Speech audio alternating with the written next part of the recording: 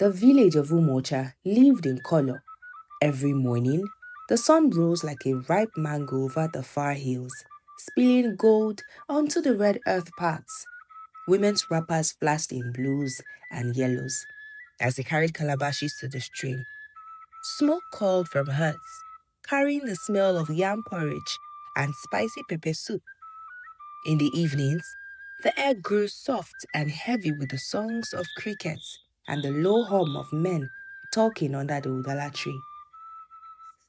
In Umuocha, news traveled quickly, faster than the river in flood season, and if a goat broke loose from its tether in the morning, the farthest compound would hear of it even before the sun reached its highest point. And if a man quarreled with his wife, the market would be buzzing about it before the next Encore day.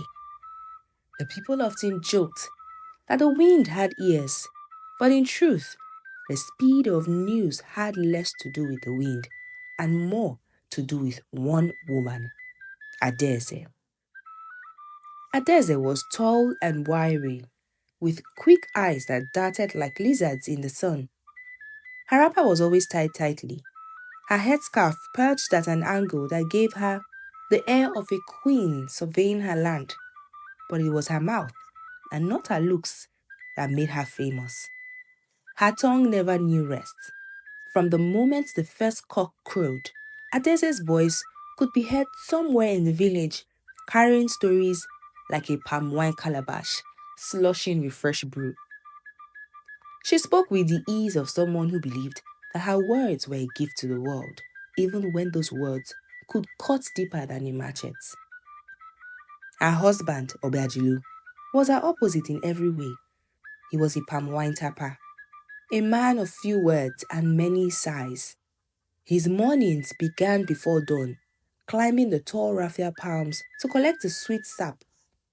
By the time he returned, Adaeze was usually halfway through her morning circuit of the village, starting at the well, then the market, then the stream. More than once, Obiajulu had been stopped by a man in the market who said, "Obiajulu, control your wife. Her mouth is bringing trouble." And each time, Obiajulu would rub the back of his neck and say nothing. He had learned long ago that arguing with Adaeze was like trying to scoop water with a basket, exhausting and useless. That morning, Adaeze started her day at the well, while the women were gathered in a half circle, gossip flowing as freely as the water. She adjusted her headscarf and leaned towards Ngozi, whose daughter was soon to be married.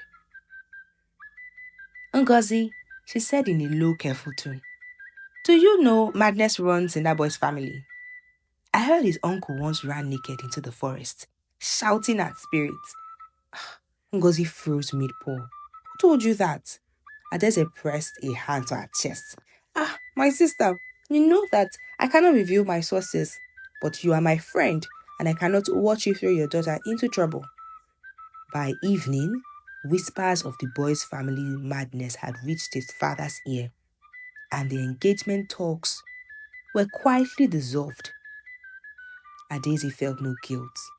She told herself she was protecting her friend, though her eyes had shone with a certain satisfaction when she saw the boy's family storming out of Ngozi's compound. From the well, Adaeze made her way to the market. Chinwe, the vegetable seller, was laughing with a neighbor when Adaeze approached. She lowered her voice, her words sliding like oil. "You know Chinwe's sudden wealth. I wonder which chief is buying more than vegetables from her store." The neighbor gasped, and Chinwe's laughter faltered. And by midday, her customers had thinned like smoke. And so it went. Day after day, Adaeze's planting seeds that would grow into thorns. She thought herself untouchable. But the village still greeted her with smiles, still welcomed her into their circles. Even the elders, though they shook their heads, would say, "Even the viper has its place in the forest." But there were some who saw the danger in her ways. One evening, as Adaeze passed the udala tree, Papa Udo, the oldest man in the village, stopped her. His eyes were milky with age, but his voice carried weight. My daughter, a knife that cuts others will one day cut the hand that holds it. Your mouth will be your undoing. Adaeze laughed. Papa Udo, words are just words. They cannot hurt the speaker. Papa Udo watched her walk away, that evening light catching her headscarf, and in his heart, he knew she was walking towards a storm she could not see. The days in Umuocha unfolded with the rhythm of the market cycle. Eke, Ori, Afo, Unko, and Adaeze's tongue kept pace with them. Each day brought a fresh stage, a new audience for her words. On an Orie morning, the air was thick with market chatter when Adaeze spotted Mama Ifeanyi at the yam store. Mama Ifeanyi's son was preparing to wed a girl from a neighboring village, and the whole market buzzed with talk of the coming feast. Adaeze leaned close, as if confiding a dangerous truth. Mama Ifeanyi, I heard the girl's people cannot pay their debts. Once she enters your house, you will feed her whole family. Mama Ifeanyi's face tightened. Who told you? Adaeze's lip curled. Ah, my sister, these things are whispered in confidence, but I care for you like my own blood. By evening, Mama Ifeanyi had gone to her son in a fury, demanding he reconsider. The betrothal collapsed before the next market day. On a 4th day, Adaeze found herself at the palm wine shed, where Ifeanyi and Emeka, two brothers, were laughing over calabashes of frothy drink. Adaeze sipped from her own cup, with her eyes glittering. Ifeanyi, I wonder, has Emeka returned the money your father left for the family land? I heard from someone close to the elders that he has kept it for himself. Emeka choked on his drink. That is a lie. Adaeze raised her brows innocently. I only repeat what I heard. My brothers, but fire does not burn when no grass is dry. The quarrel began there and spread like harmattan fire, and by nightfall, the brothers no longer spoke. On Nkwo Day, Adaeze stopped by the stream where women were pounding laundry against smooth stones, and at that moment she joined them. Her voice was low, her hands busy. Do you know why Onyinye's cassava always falls quickly? I suspect she keeps charms in her storehouse to cause her rival's harvest. The women gasped, glancing at Onyinye, who was humming as she walked, and before the moon rose, half the village had avoided buying from her store. That evening, Obiajulu sat at the wooden bench outside their hut, rubbing his forehead. Adaeze, he said quietly, 3 men have come to me today, all complaining of your mouth. Must we live like this? Adaeze scoffed, snapping beans into a bowl. So now you listen to gossip about me. Hypocrites! If people are hurt, it is because the truth burns, and I only speak what is true. Obiajulu shook his head and rose, retreating into the hut, but sleep eluded him. In his heart, he felt something dark was gathering over their home. It was on the next Orie day that Adaeze's words reached towards someone she should never have touched, Ezinne, the potter's wife, who was known for her gentle spirit and skillful hands. Her clay pots were smooth as river stones, her glazes shining like morning dew. And though her husband, Obioma, traveled often to sell their wares, Ezinne managed her stall with grace, greeting everyone with a soft smile. That morning at the stream, Adaeze's voice took a conspiratorial hiss. You see how Ezinne's hut always smells of perfumes? Her husband is away for months, yet her skin shines like a new bride's. That woman is sharing her mat with spirits. The women laughed nervously, some glancing towards Ezinne's compound. But by the time they returned to the market, the whisper had grown teeth. By sunset, no one would buy her pots. By nightfall, Ezinne sat before a cold hearth, her hands trembling over a small clay figure hidden in the shadows. A gift from her grandmother, Mama Uju, said to house the spirit of an ancient listener. And that was the night Ezinne decided Adaeze's own tongue would become her undoing. Ezinne had always been different from other women in Umuocha. Where others were loud and quick to laughter, she was quiet, like the surface of a deep river. Calm, but holding currents unseen. Her beauty was not the kind that shouted. It was the kind that settled in your mind like a remembered song. She was the daughter of Mama Uju, the last of the old potters who worked by the riverbank. Mama Uju's hands had shaped the earth since before Ezinne was born, pulling life from clay the way some pulled yams from the soil. In the evenings, she told her granddaughter stories as they worked, tales of river spirits, talking animals, and gods who walked among mortals. One story Ezinne will never forget was that of Ogene Nuama, the ancient listener. They are spirits, Mama Oju will say, her hands smoothing wet clay, that hear more than the wind. Ogene Nuama was one such. She walked the earth where words were heavy things, and every lie dropped into the air fell at her feet like a stone. She would keep them, and when the time came, return them to the speaker, heavy enough to break it back. When Mama Oju grew old and her hands shook, she made a small clay figure, a squat, rounded shape with ears that seemed too large for its head. She then pressed it into Ezinne's hand. This is not a toy, child. Keep it hidden and speak to it only when the truth has been wounded. But beware, once the listener is called, it will judge without mercy. Ezinne kept it wrapped in palm fronds inside a hollow in the wall of her hut. She had never used it. Not even when people whispered small unkindnesses. Mama Uju's voice always echoed in her mind, only when the truth has been wounded. Years later, when she married Obioma, a gentleman with the patience of a stonemason, Ezinne's life seemed charmed. Obioma Strait took him far from home for weeks at a time, but when he returned, he brought back stories of bustling markets and foreign traders. And Ezinne, left to run the pottery store, kept her dignity like a well-polished pot. But in Umuocha, dignity was a fragile thing. The whispers began on an Orie morning. At first, they were nothing more than sidelong glances from market women. A sudden quiet when Ezinne approached. Then the laughter started, sharp, muffled behind hands. By midday, a child at the market mimicked her walk and shouted, "Spirit wife!" before darting away. When she heard that it was Adaeze who had sown the rumor, Ezinne's heart clenched.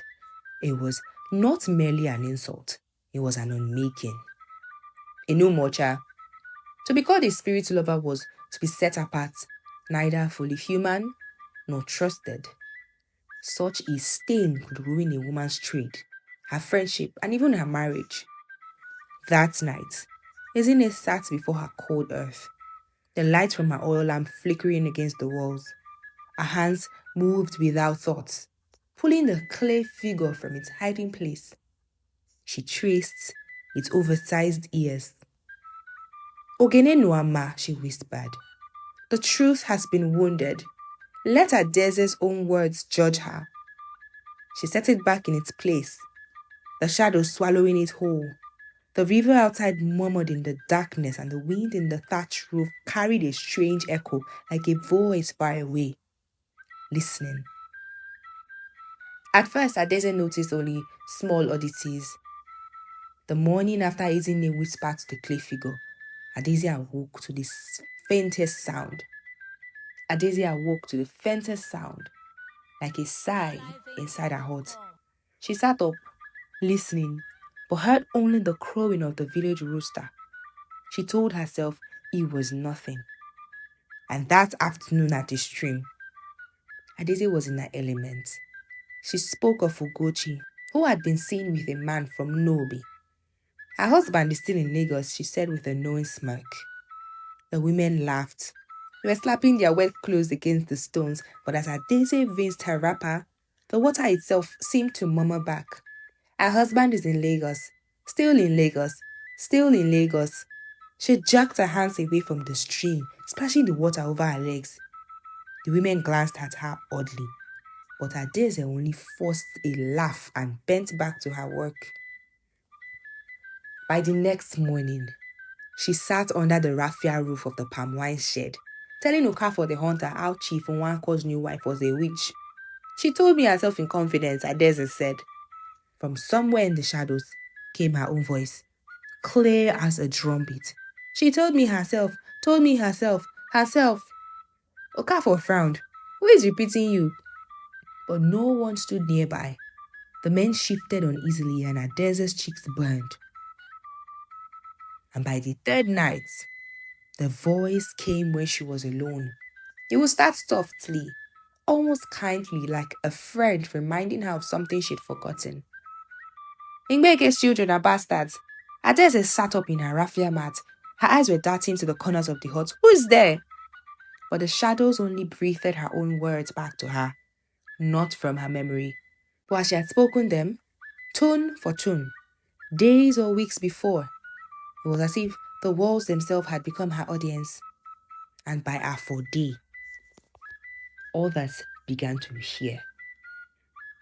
At Mama Ifeanyi's yam stall, as Adaeze passed, the air seemed to split with its own voice. Their family would starve with that girl in the house. The market froze. Mama Ifeanyi stared at her, fury in her eyes. Adaeze stammered, I did not. But the words repeated again, this time from inside a pot of water on the ground. That night, her husband Obiajulu came home with his jaw tight. Your words are following you, he said. Even the children mock you now. Adaeze tried to protest, but Obiajulu only moved his sleeping mat outside. By the 5th day, there was no hiding. At the stream, her voice poured from the water. In the market, it slipped from baskets of okra and from the very cooking fires.